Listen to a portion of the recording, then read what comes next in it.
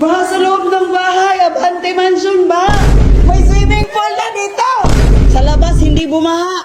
Pero dito sa loob, sobrang baha. Mansion yung bahay na may swimming pool sa loob ng bahay. Lakas ng hangin.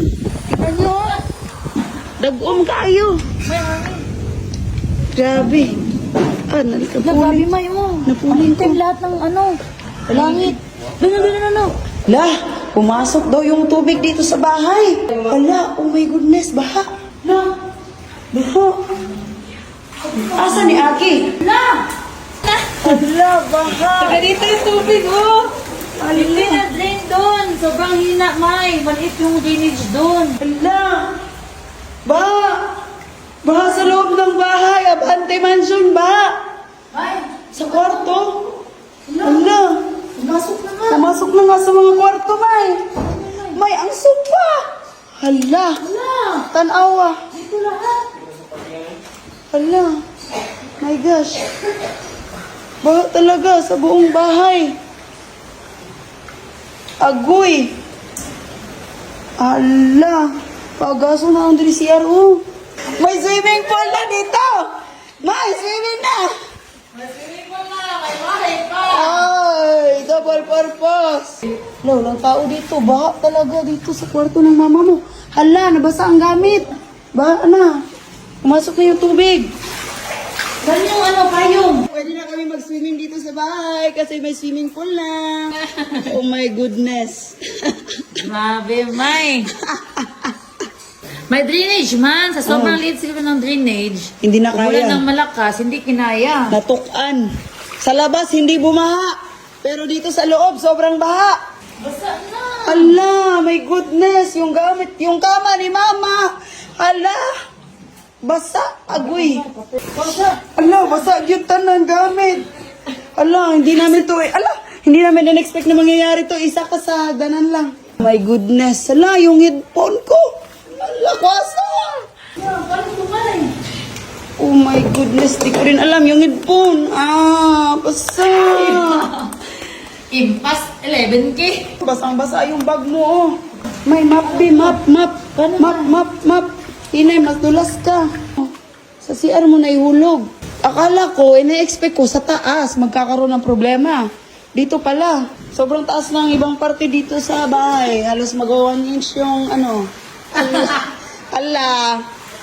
Ay, tapos na sana kami mag-arrange ng mga damit namin sa walk-in closet.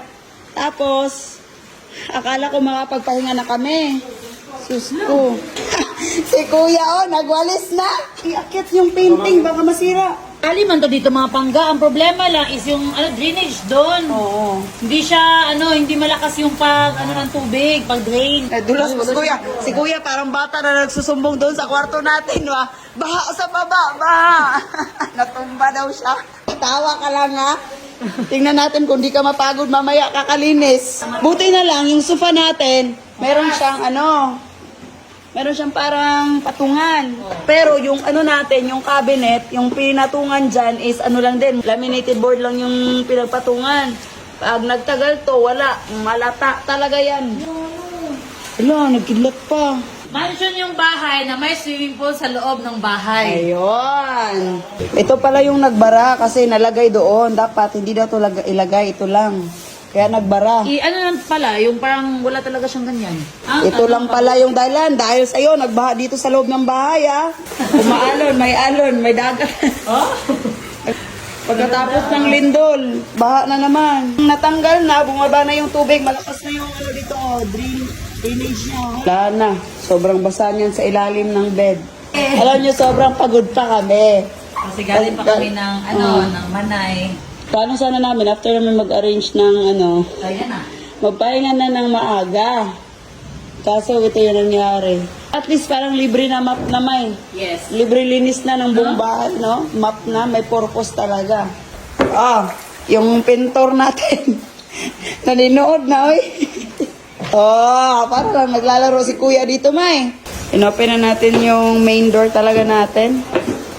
Para mas mabilis malabas yung tubig na nakapasok dito. Pasok na si kuya, kasi tutulong daw siya sa pag-alis ng tubig dito sa bahay. Malapit nang mag 30 minutes. Di pa tapos si Norme maglinis. Nalipong na ko sa kap. Pangiti-ngiti ka pa kanina, ha? Rachel, Ah, baha, oy! Bahoy, oh, yan, oh. Kulang na lang sa pag-dry. Pero basa pa talaga siya. At least, okay na. Hindi na baba yung bahay natin.